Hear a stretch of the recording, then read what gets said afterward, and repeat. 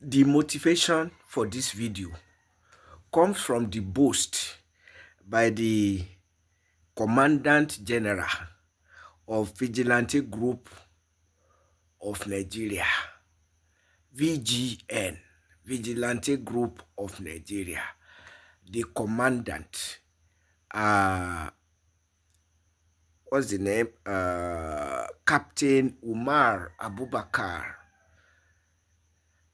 just quoted as saying that the group will contribute significantly to ending armed banditry and other forms of violence across Nigeria if recognized by government.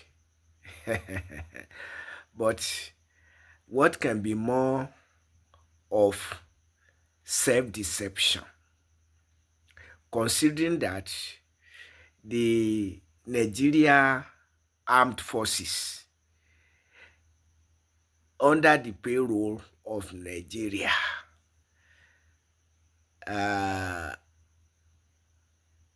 are unable to end the insecurities since 2009 till date.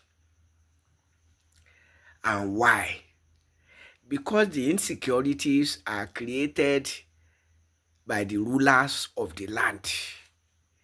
The people with power are headed by the chief commander of Nigeria's armed forces.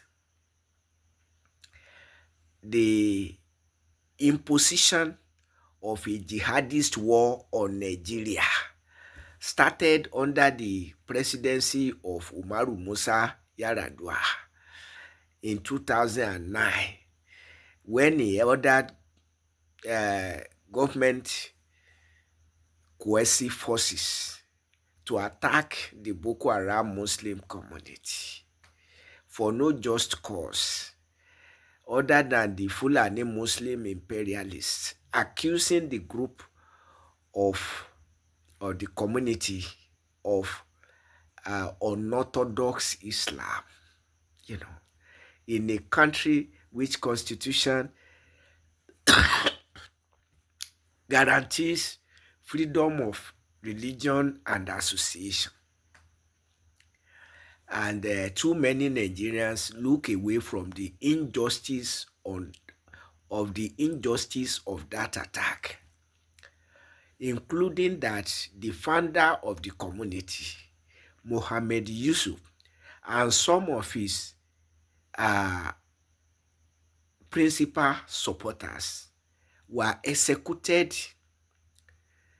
extrajudicially in police custody in a democratic nation subjected to the rule of Islam, executing people extrajudicially, without any trial or not, because that's what I see them do. Well, that's what I saw them do in Saudi Arabia. A 16-year-old boy was caught having fun with a girl, and he was arrested and executed instantly. In fact, that was led me to understand what Yar'Adua did to Mohammed Yusuf and his supporters who were captured in the confrontation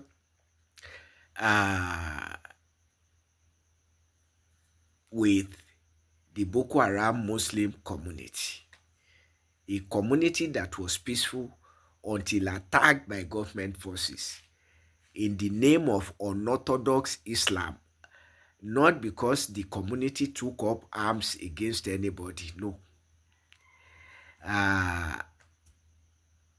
So, injustice is an open wound which only justice can cure. And so, you cannot continue to do injustice and expect peace.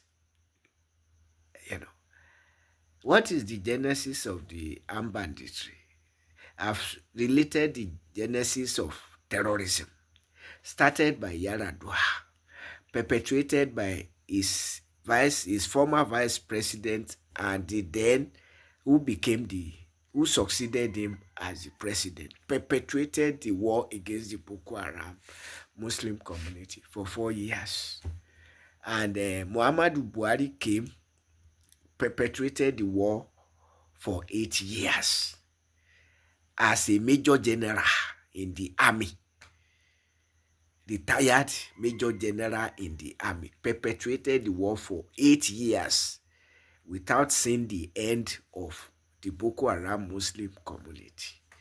Still fighting back in 2025. And now, what led to the mushrooming armed bandits? Yes, it was the economic situation worsened by the presidency of Muhammadu Buhari, who doubled himself as Nigeria's petroleum minister and accounting for nothing, either as the petroleum minister or as the president.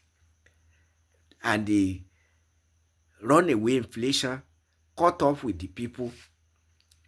They became they faced penury, and while many took to begging, some took to armed banditry. So, if without addressing the root causes of the insecurities, how can any group boast that it will constitute significantly to eradicate armed banditry? You can't. It's self-deception. So, of course, one should not forget that Muhammadu Buhari also added herdsmen terrorism to the war against the Boko Haram Muslim community, whereby the herdsmen terrorists became pervasive throughout Nigeria and became larger than life, killing, maiming, kidnapping for ransom and so on, devouring people's farms and all of that.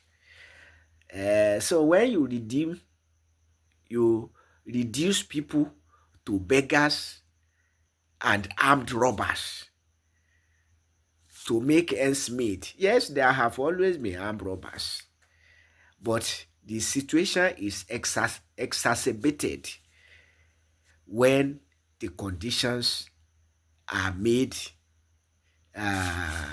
conducive to armed robbery and armed banditry. That is the situation. So anybody, of course, the vigilante group has been used in Borno State without bringing any end, in Zamfara State, in Katsina State, in Sokoto State, and yet insecurities. Even in Yoruba land, Ondo State, you will think is part of the north, with the level of violence going on around there. And now, Okeode, among Yoruba towns and villages in Kwara State, being attacked by armed bandits. And yet they have local hunters and vigilantes. Injustice is an open wound which only justice can cure. So if you want to do justice, if you want to minimize level of criminality, ask President Bola Ahmed Tinubu to stop the war against the unjustifiable and avoidable war against the Boko Haram Muslim community, avoided by the presidency of Olusegun Obasanjo. Ask Tinubu, secondly, to stop grazing of cattle in agrarian fields. It makes no sense, absolutely no sense. So these are the fundamental issues. And then to be declaring all subsidies gone, fuel subsidy and all other subsidies gone. What is left for Nigerians to enjoy? What is the benefit for the people having oil in their soil? These are the fundamental issues to be addressed, rather than one group or the other fooling Nigerians about capability to eradicate insecurities. You can't. Ifa Orunmila, the oracle in Yoruba context, has said nobody will defeat Boko Haram. That was December 2011. This is 2025. Nobody will defeat Boko Haram, but dialogue for peace, peaceful resolution of the crisis. Or you permit herdsmen terrorists to be roaming agrarian fields, and you say you want security, you want peace, you want progress. So that is the obvious reason that Tinubu's renewed hope agenda is foolery, because there is no renewed hope under continuous war against the Boko Haram Muslim community, continuous herdsmen terrorism, and declaration that fuel subsidy and all other subsidies are gone as a ploy to escalate fuel price beyond the reach of most Nigerians. So you are creating conducive atmosphere for festering robbery and armed banditry. As simple as that.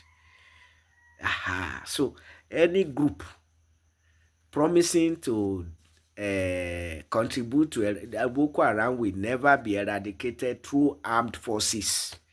This has been said by Ifa Orunmila since December 2011. So this is 2025. Let us stop fooling ourselves. If we cannot say the truth, we keep our mouth shut. As simple as that.